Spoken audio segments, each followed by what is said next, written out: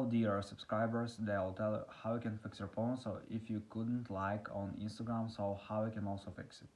So first thing you can try also to check your internet connection. So just go to the settings. In the settings just open Wi-Fi. If you use Wi-Fi, just try to turn it off and turn on again. So if you use cellular data, just open cellular data, just try to turn it off and turn on again.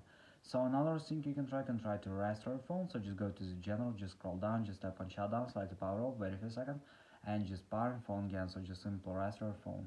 And if you still have this error, so you can also just try to it's maybe could be temporary block from Instagram, so you need to wait some time until Instagram will unblock the section for you.